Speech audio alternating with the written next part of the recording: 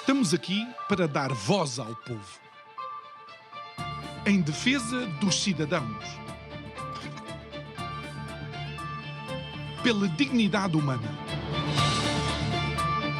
Todos temos deveres, mas também todos temos direitos. Será que existe justiça? Isto é o povo a falar.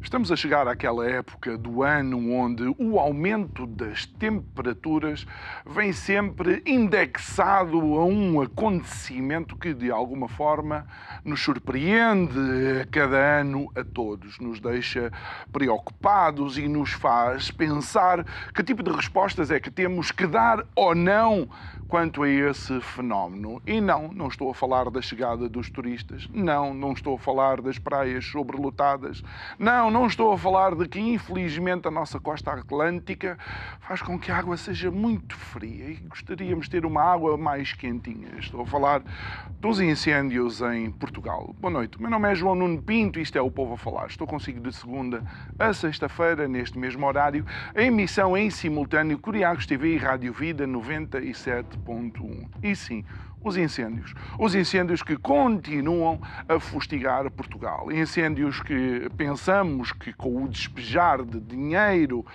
acabamos por os contrapor, mas aquilo que vemos é que continuam as estratégias e as políticas a não dar a resposta necessária àquilo que nós necessitamos.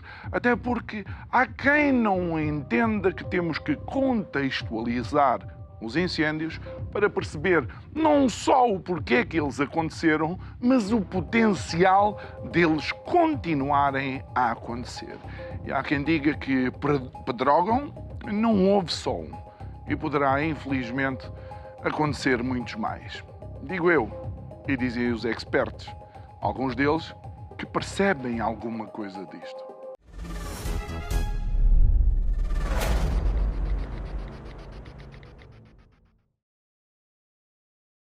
De volta ao nosso programa, o nosso convidado de hoje é o João Adrião, é gestor ambiental e florestal e é o tal expert que eu digo que percebe alguma coisa disto. E João, a nossa conversa de hoje vai recuar quase ao dia 2 anos no tempo, porque este teu artigo é 17 de junho de 2023 e o título é uma pergunta, mas quase afirmação, é: por que vamos ter mais pedrógãos? Boa noite. Certo, a questão é a seguinte. Passaram 8 anos desde os incêndios de 2017. O mato, a quantidade de combustível na paisagem, leva os seus anos a crescer, leva os seus anos a maturar e a quando dos incêndios houve uns estudos feitos pela Comissão Independente que, por acaso, analisava o impacto de incêndios anteriores sobre aqueles incêndios especificamente. O que é que se concluiu? Concluiu-se, em teoria já se sabia, mas concluiu-se na prática, no terreno, que incêndios com 2, 3, 4 anos, áreas queimadas com 2, 3, 4 anos, dificultavam a propagação do incêndio. Áreas com 7, 8 anos de maturidade eram neutras, indiferentes. A partir aí dos 10 anos de crescimento da vegetação sem o contrariar, depois a coisa ainda ficava pior. É o famoso barril de pólvora que volta e meia vamos falando sobre as nossas paisagens. Por isso, estamos com 8 anos, a paisagem em Pedrógão, por exemplo, e nas outras zonas ardidas ali à volta, já está quase próxima do que era em 2015, 2016, e depois é esperar pelo dia trágico que vai inevitavelmente acontecer mais ano, menos ano. É só esperar pelos ingredientes que faltam, porque estes já estão, por assim dizer, em cima da mesa. Quando olhas para este teu artigo de há 2 anos atrás, mudou alguma coisa ou, na realidade, aquilo que tu afirmas aqui, e já lá vamos, algumas das tuas conclusões e das tuas investigações, mudou alguma coisa ou achas que está a acontecer exatamente como tu previas que acontecesse? Mudar, mudou. Mudam várias coisas. Por exemplo, o Tiago Oliveira, que era o presidente da AGIF, tem o trabalho dele de doutoramento é sobre legislação pós-fogo. E ela é reativa. A seguir aos grandes eventos, produz-se muita legislação e há muita coisa que muda e há mais investimentos aqui ou ali, estratégias novas. Mas no essencial, que é a componente natural, que é o que rege o padrão de fogo, não, aí não mudou nada de muito substancial, por isso estamos basicamente na mesma no pós-2017, como também o 2017 já era um pós-2013 e 2005, onde também era para mudar muita coisa, e mudou de facto, mas mudou coisas laterais para a problemática. O cerne da questão, nesse caso, não muda. Uhum. Olha, tu tens aqui uma nota logo na fase inicial em que dizes que o fogo é uma expressão da natureza. E depois dizes que, descontextualizada, a estratégia é infrutífera. O fogo, entre os riscos naturais, há riscos naturais que são completamente naturais, como um tsunami, como um Tremor de terra. tremor-terra, um asteroide que cai, e que nós aí não temos uma componente humana. O fogo é um risco misto. Porquê? Porque envolve sempre aqui uma componente humana, nem que seja pela parte da criação do fogo. As ignições são maioritariamente humanas, sejam dolosas ou seja por negligência, mas a maior parte do fogo vem da ação humana. E também na parte da mitigação do fogo, do combate ao fogo. Por isso tem aqui sempre estas componentes humanas que estragam a nossa percepção pública sobre o fator natural, quando ele, na verdade, se rege basicamente pela natureza. O que explica as áreas ardidas de ano para ano são basicamente dois componentes naturais. Um é o tempo, a meteorologia, o tempo que faz, porque, lá está, não é a mesma coisa um fogo começam, todos os meses começam incêndios, não é a mesma coisa um incêndio começar em janeiro do que começar em julho ou em agosto. Claro. O tempo é aqui muito importante, né? E até no estado em que estão os combustíveis, os matos. Os matos, as folhas, os pauzinhos, por aí fora. E depois é a própria quantidade, a estrutura da paisagem, a quantidade de combustíveis, quer horizontal, quer vertical, que também vai determinar se depois o fogo tem comida para comer e para se propagar. Tu consideras que esses fatores naturais são preponderantes? Porque tu dás aqui um exemplo muito interessante, que o comboio pode passar não sei quantas vezes nos carris e aquela faísca que faz não pega, mas um determinado dia, quando os fatores naturais estão alinhados, o comboio passa e a ignição dá-se. Exato. Os dois fatores naturais aqui, que é haver um dia meteorologicamente muito mau, um dia muito quente, um dia muito seco, e já após 2, 3 semanas em que está tudo muito seco, muito ventoso, principalmente de ventos que sopram de leste, que vindos de Espanha, né? Sempre que se diz que de Espanha nem bons ventos, nem bons casamentos, né? Não são muitos dias por ano, mas são dias terríveis. E nós tivemos esse exemplo agora, quando foi o ano passado em Albergaria, em que foram dois dias e foi o caos que foi. Agora imaginemos se este ano, ou daqui a 2 ou 3 anos, em vez de 2 dias, forem 6 ou 7 seguidos. Por outro lado, para além dos fatores naturais que nós não controlamos, tu dizes que ainda existem e se repetem todos os dias fatores humanos que nós podíamos controlar, mas que não provocam sempre uma ignição. Como, por exemplo, pessoas que deitam as beatas pela janela fora do carro, pessoas que deixam, por exemplo, vidro no mato ou na floresta, que o vidro... Há muita maneira de Exatamente. Mas é aqui uma questão. Dos dois fatores naturais, nós controlamos, ou podemos controlar, que é o crescimento do combustível. Ok. A parte meteorológica é que não controlamos. Ou seja, embora não a vegetação é algo que a nossa intervenção poderia... Pode controlar. Aliás, é a forma de mitigar. Um professor meu, o professor Zé Miguel Cardoso Pereira, tem uma expressão muito engraçada que é: nós tentamos afogar os fogos, afogá-los com os bombeiros com água e com os helicópteros a despejar água, quando nós devíamos privá-los de comer, matá-los à fome. Porque, lá está, o fogo sem esse combustível não se consegue propagar. E isso nós, de facto, podemos influenciar. É por isso que, e só para que as pessoas tenham consciência, é por isso que muitas vezes, quando os bombeiros ou pessoas como tu estão a falar na televisão ou na rádio, vocês dizem: isto alimentou o fogo, aquilo alimentou o fogo. Ou seja, de facto, o fogo só se propaga porque tem alimento. As coisas podem ser vistas de uma forma muito simples assim. O sistema produz vegetação, produz todos os anos, alimenta-se da luz solar, as plantas fazem a fotossíntese, a vegetação cresce, os animais alimentam-se das plantas, todo o sistema produz X. E depois há o consumo dessa produção. Portanto, lá está, os herbívoros comem as plantas, os carnívoros comem os herbívoros e depois morrem. E há os decompositores, os cogumelos também se alimentam de matéria em decomposição. Portanto, há um consumo dessa produção.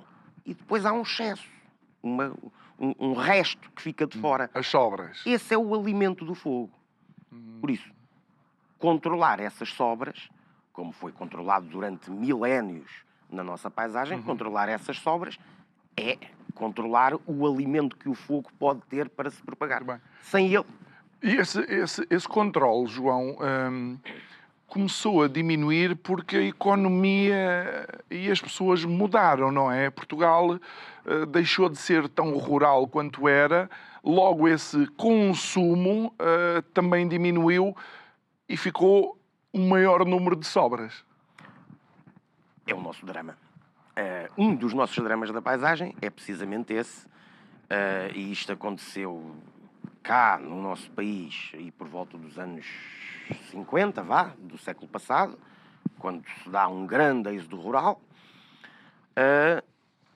em que o consumo dessas sobras, porque que não eram sobras, eram matéria-prima para vários... Relembra só às pessoas em que é que eram utilizados essas sobras, porque se calhar os nossos filhos nem lhes passa pela cabeça. Não, pois é que a paisagem isto não é só do êxodo rural, que o êxodo rural é numérico, é a quantidade de pessoas que diminui e por isso todas as suas atividades diminuem.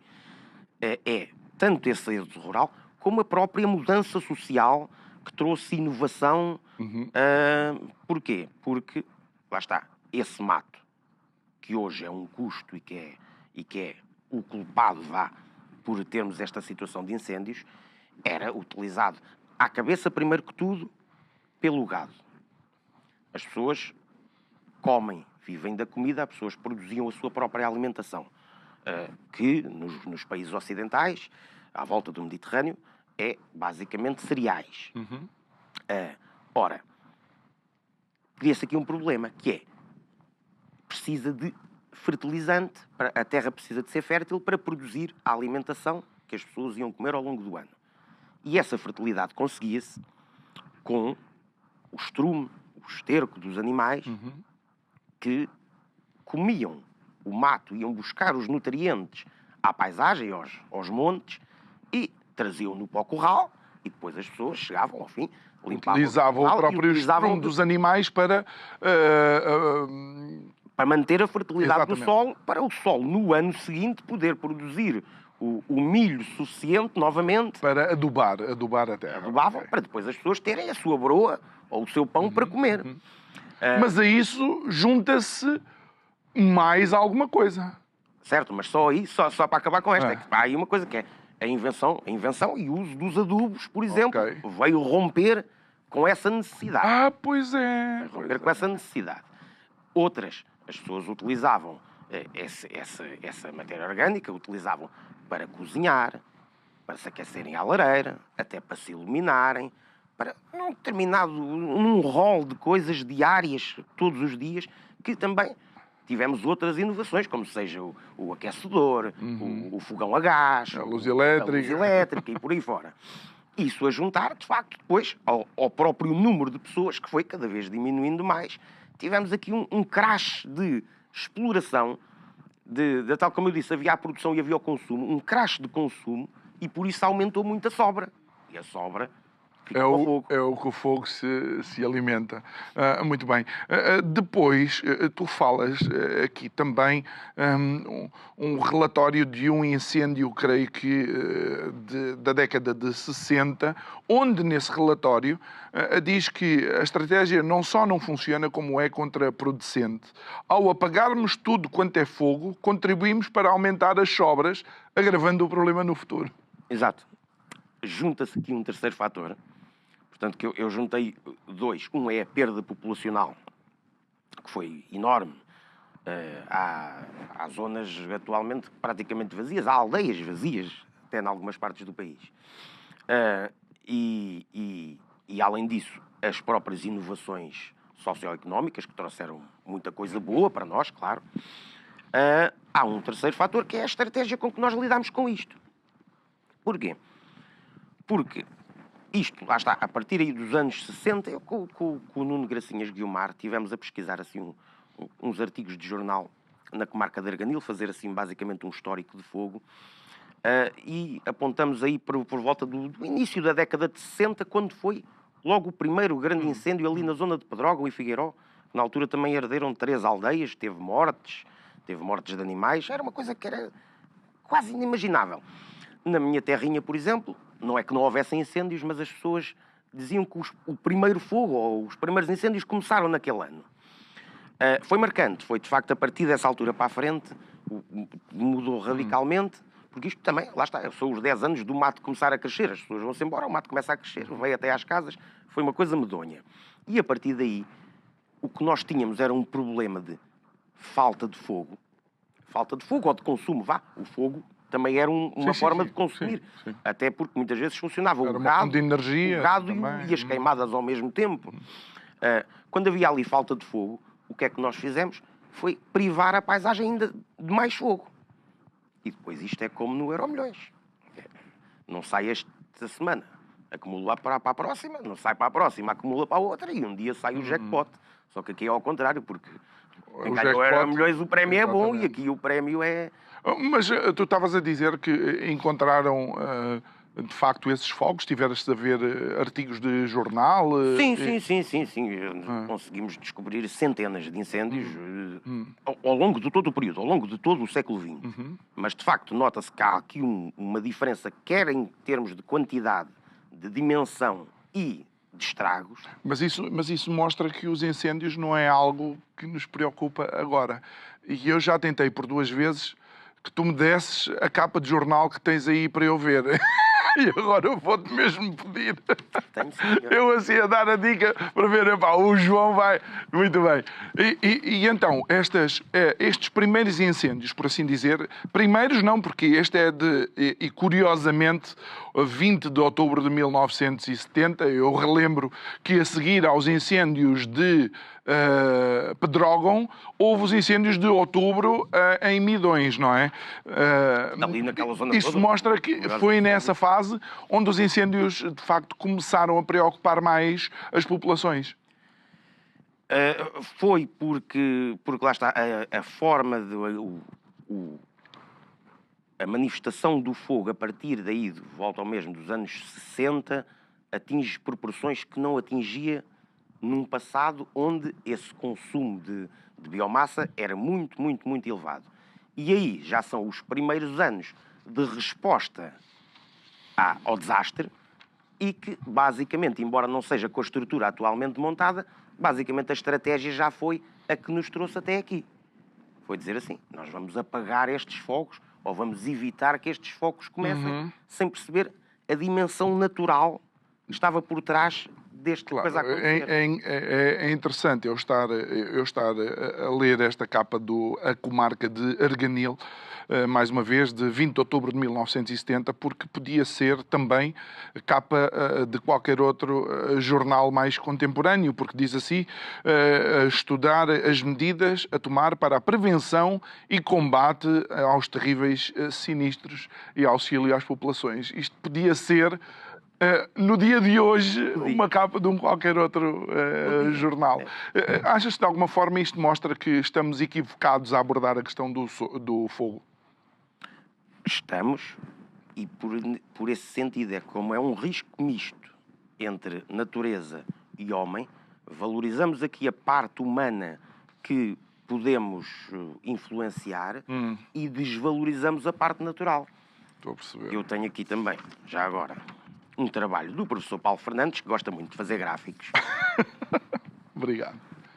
que basicamente mostra o que é tanto o número de incêndios, de começos de incêndio, de ignições, que tem sido muito, muito, muito mitigado nas últimas 2 décadas, e a aposta em reforçar o combate, os meios aéreos, aumentar os efetivos, os carros, mas na verdade a área ardida não... Deixa-me só, Se importa com isso? ainda aqui com a imagem no ar, nós vemos que os meios aumentaram exponencialmente. No gráfico abaixo, que é a simplificação, vemos que as ignições diminuíram, e já te vou perguntar o que é que se pode ver a esse fator, mas que a área ardida tem-se mantido.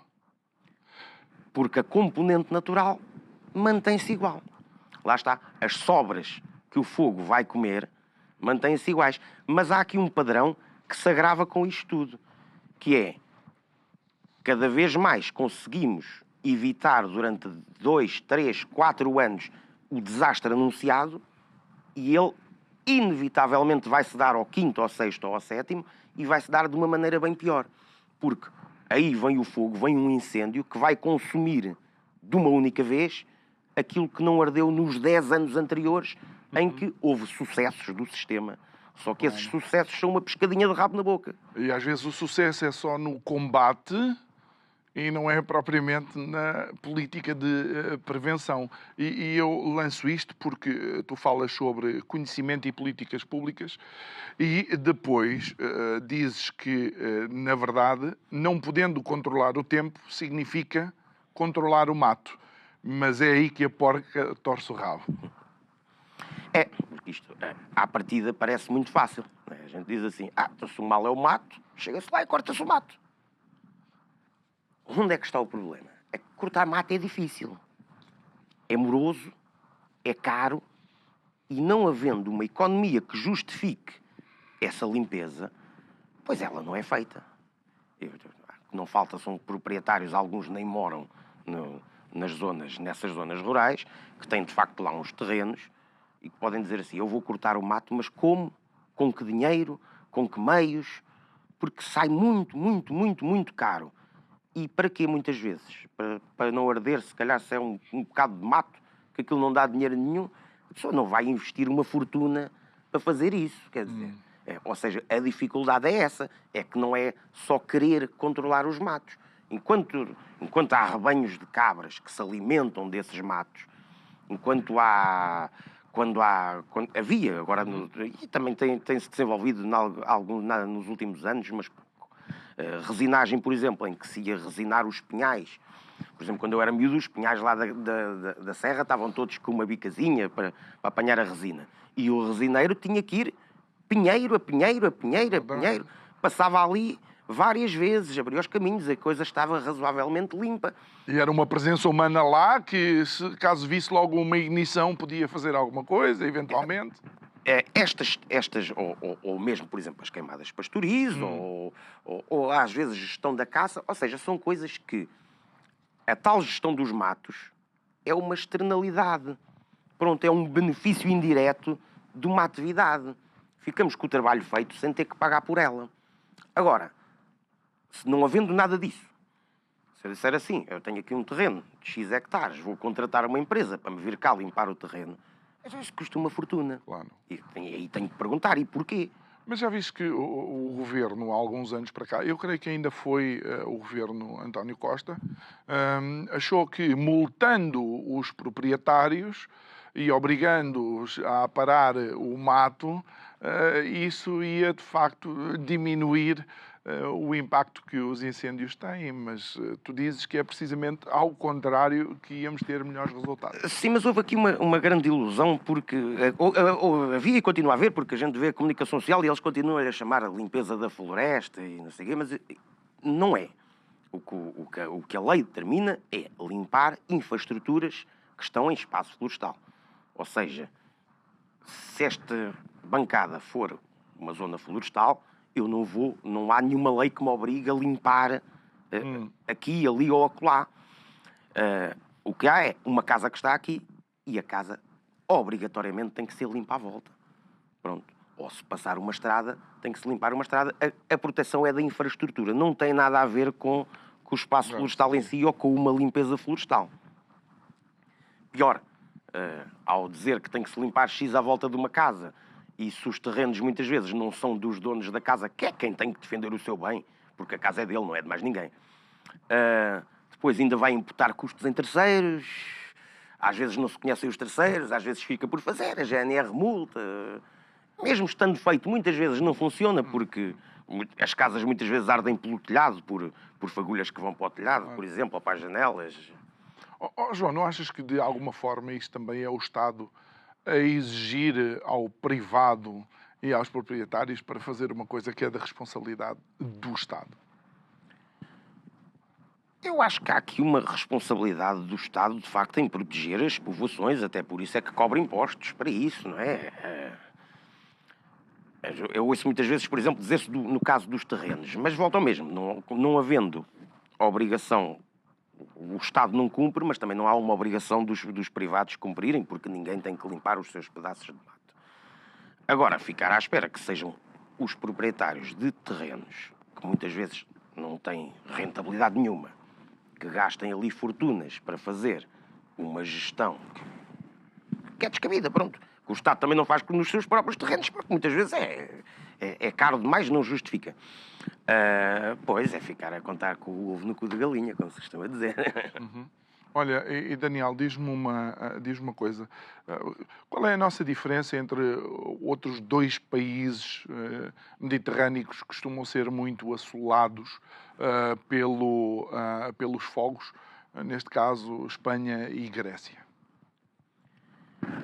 É uma diferença, pronto, como eu estou aqui a dizer desde o princípio, que é um problema de natureza, a diferença também é natural. É uma diferença de natureza. As nossas montanhas do norte e centro não diferem da Galiza. A Galiza e o norte de Portugal são basicamente uma mesma zona com os mesmos problemas e com estatísticas muito parecidas. Embora lá está isto que estava aí no coisa, Espanha ainda faz mais e por isso consegue anos de bons resultados melhores que os portugueses, mas depois também consegue anos terríveis. Mas se formos para o Alentejo também não difere muito da Extremadura espanhola.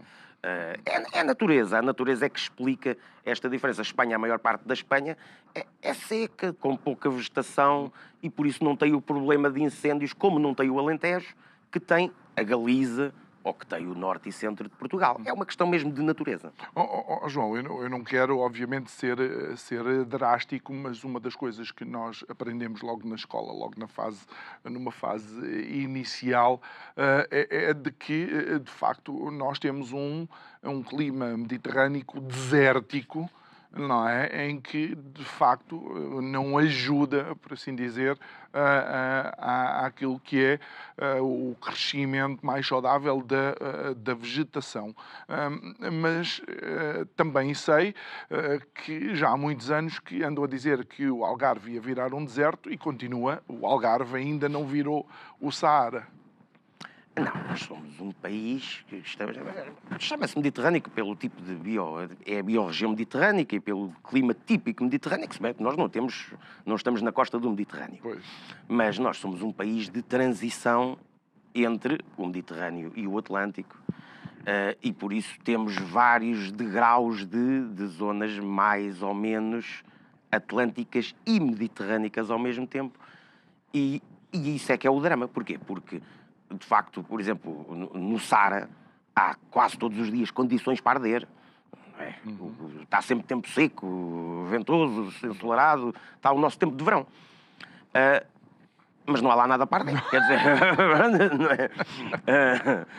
Ao passo que chegamos à Alemanha, por exemplo, e aquilo é tudo verde, cheio de árvores, cheio de arbustos, mas não tem aquele verão que nós temos de 2, 3 meses seguidos de secura que fazem com que essa vegetação possa arder. Bom, vamos voltar aqui a algumas das políticas que tu propões aqui.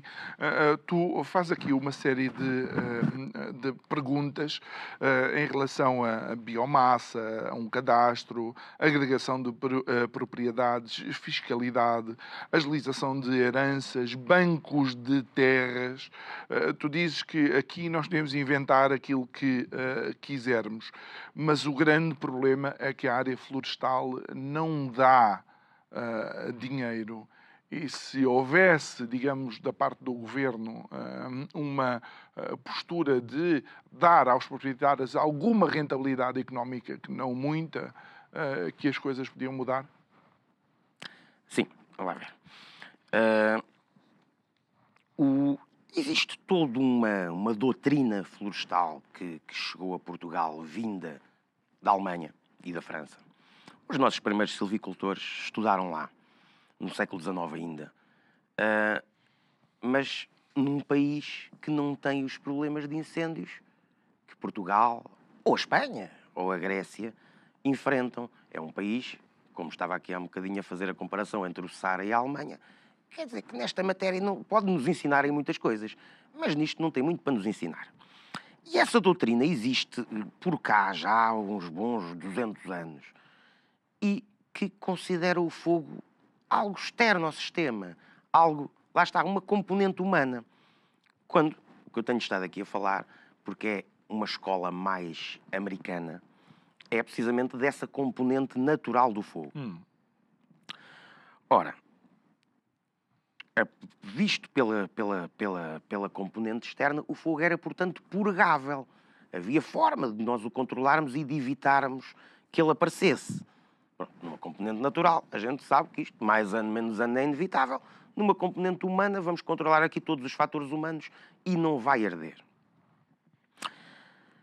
Ora, isso transpõe-se hoje para um conjunto enorme de soluções que vêm das universidades e não sei o quê, que nos levam a isso tudo, que nós ouvimos quando foi o António Costa na altura, até queria fazer a reforma florestal com alguns 10 ou 12 passos, já não me lembro bem. Um deles, lá está, era o cadastro, outro era saber se que eram as terras sem dono, era esse tipo de coisas todas.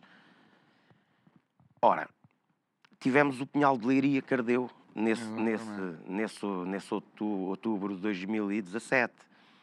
O Pinhal de Leiria tinha tudo isso.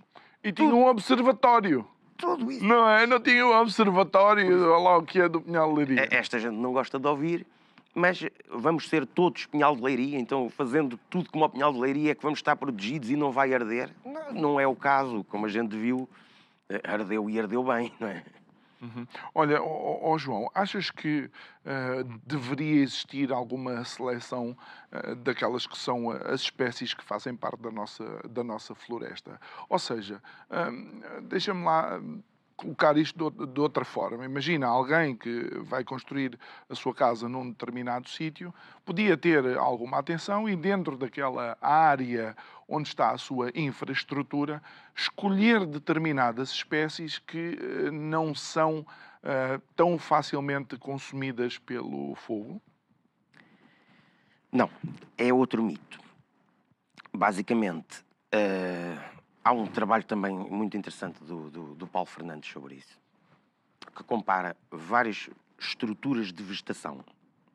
Por exemplo, florestas baixas e densas, florestas altas e fechadas, florestas abertas, como os montados no Alentejo, e depois compara para vários tipos de estrutura, independentemente da espécie, por exemplo, vendo, sei lá, pinhais altos e densos, ou pinhais baixos e abertos, ou montados de sobreiro, mas também montados com eucalipto, que também existem.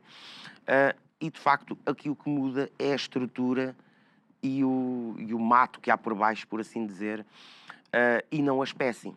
O fogo atinge umas estruturas de uma forma que não atinge de outra. Ou seja, lá está, aquilo que nós não podemos controlar, um dos fatores, neste caso o tempo, há de encontrar e há de existir um dia em que as condições vão ser as perfeitas para arder aquele mato ou outro qualquer. Dito de uma maneira mais simples, pronto, para se perceber melhor, não interessa o que está por cima, interessa o que está por baixo.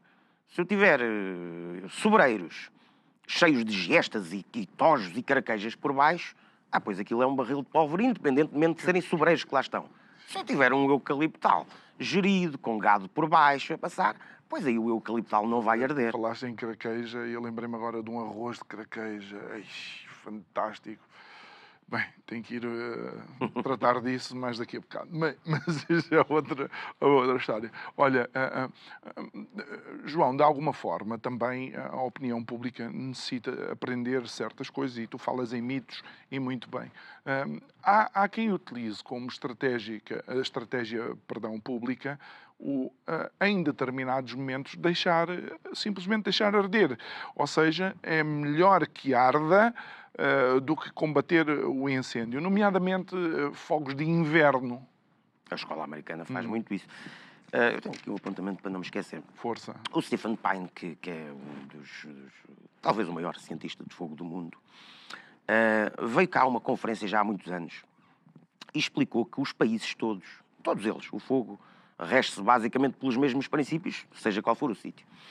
Em todos os países temos que ver aqui 4 fatores primordiais, que é que vai logo de encontro ao que me estás a perguntar. Se o fogo é natureza, e eu estou aqui há minutos a dizer que é natureza, então deixa-o arder. É a natureza, vamos deixar a natureza crescer. Mas depois trazia outros pontos, que era se o fogo é mau, e muitas vezes é mau, a gente sabe que é mau, mata pessoas, então tem que se apagar. É componente do combate. Se o fogo é descontrolado, e é muitas vezes, não há maneira de o controlar, então temos que arranjar forma de o controlar. Isso faz-se com fogo controlado ou com outras formas de gerir o combustível. E se o problema está na vegetação, então mude-se a vegetação. Mude-se não no sentido de dizer assim, os eucaliptos ou os sobreiros, vamos mudar os eucaliptos para os sobreiros. Não, vamos mudar o que está por baixo dos eucaliptos ou o que está por baixo dos sobreiros. Okay. Como queimando, cortando, pastando, até com herbicidas, não é impossível, em algumas partes dos Estados Unidos fazem-se. Mas voltando, e depois diz o Pine que toda e qualquer estratégia de controle de incêndios terá um bocadinho de cada uma destas 4 coisas. Depois que cada país terá que ajustar à sua realidade. Se usa mais desta coisa, se usa mais de outra. Ora, nós isto se é natural deixar arder, não usamos. Quer dizer... Mas estás a dizer isto e estás a falar da escola americana e imediatamente recordo-me estes últimos incêndios em Los Angeles, que pura e simplesmente levaram tudo à frente, inclusive nos bairros e nas zonas com as casas mais extraordinárias lá da cidade. E esses incêndios de Los Angeles são muito engraçados. Engraçados, não sem graça nenhuma, claro, mas são muito engraçados do ponto de vista da análise do comportamento de fogo. Porque enquanto que nós temos, na zona da Califórnia, esta nossa estratégia de tentar apagar todos os fogos, não deixar que eles desenvolvam, por exemplo, no inverno, dizer assim, olha pá, isto não vai trazer problema nenhum às pessoas, não vai destruir nada, às vezes nem as árvores vai destruir, vai queimar ali por baixo, devagarinho. Nós controlamos, deixamos isto arder uns hectares.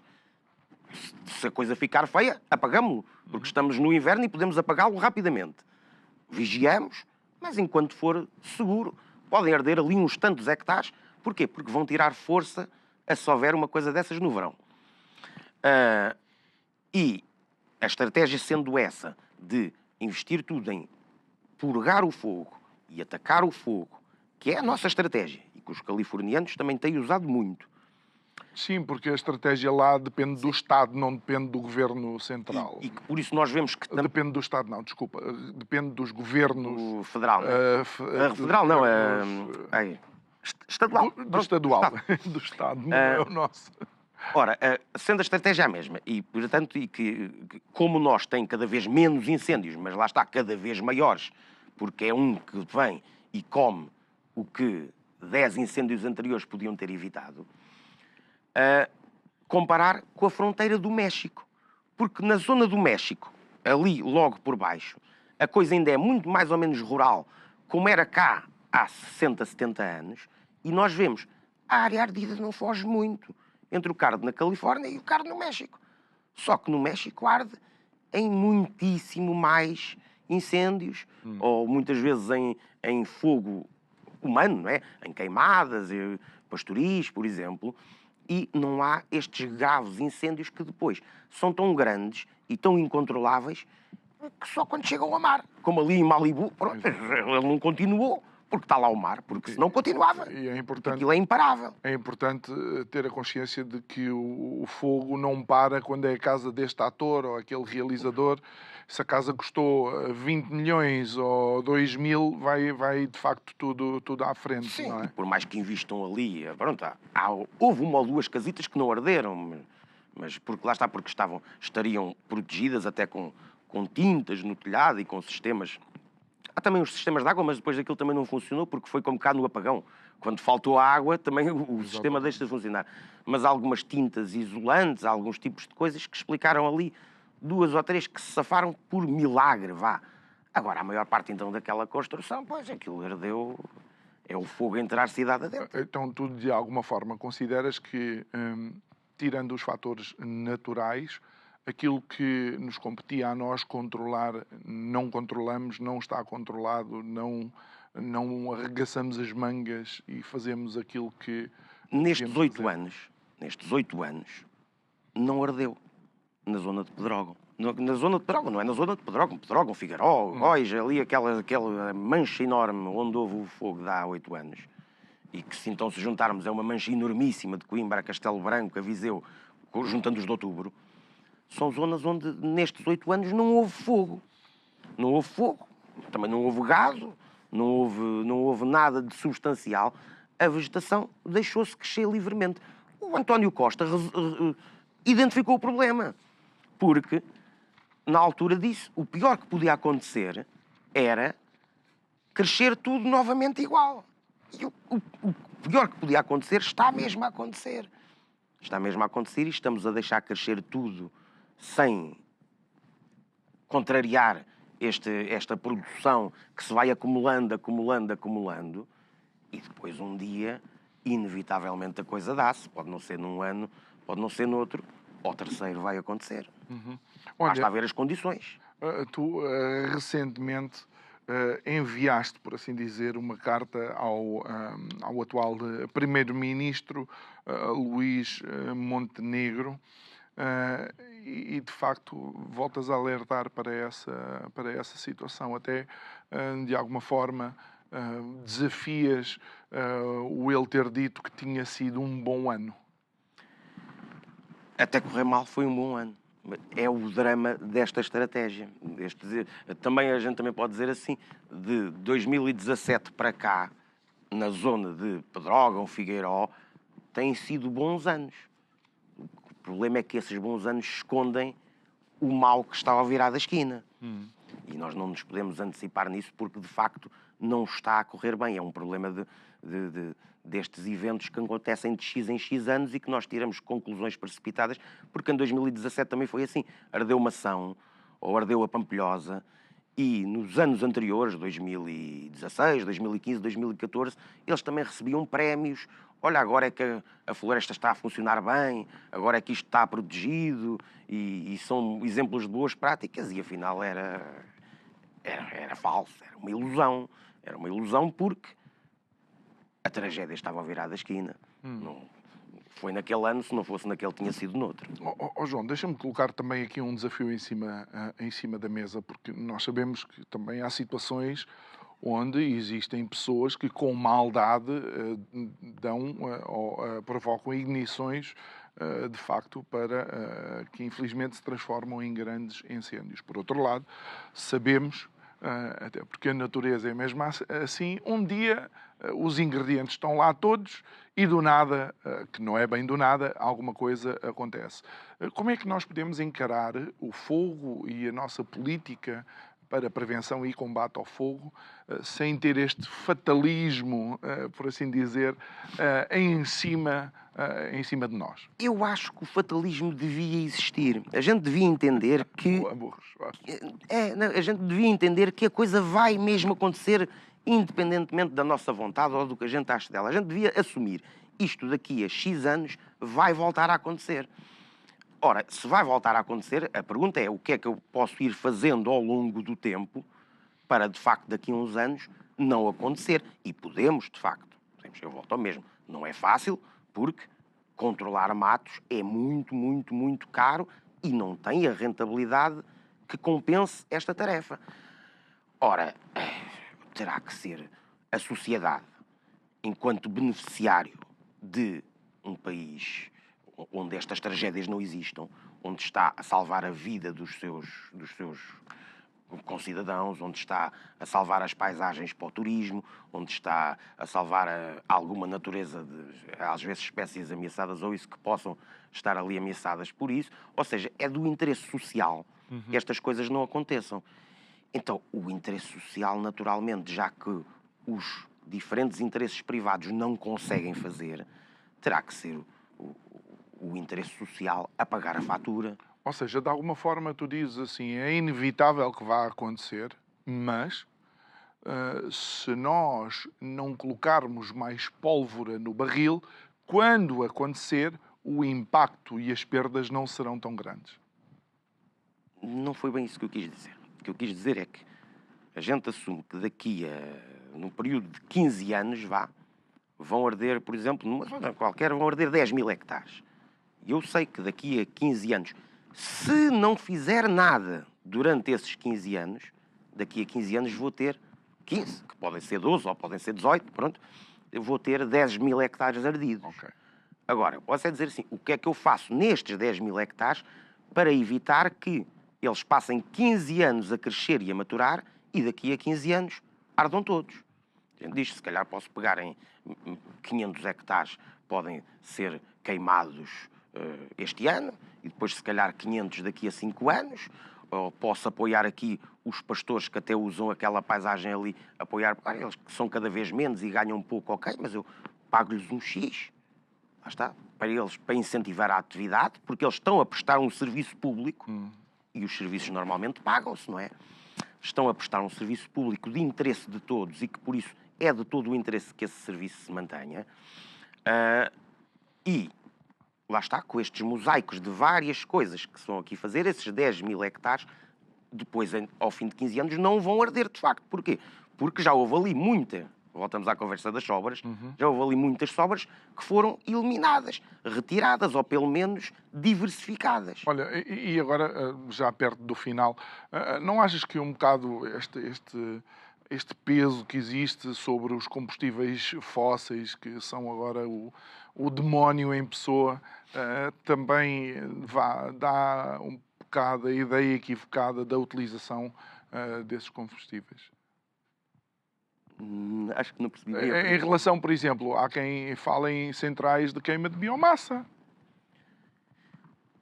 Mas é um não negócio. É um não negócio. Há centrais de biomassa que funcionam muito bem, por exemplo, com as celuloses. Ou noutros tipos de serrações e não sei o quê. Porquê? Porque eu produzo o que é um resíduo. O que é um resíduo.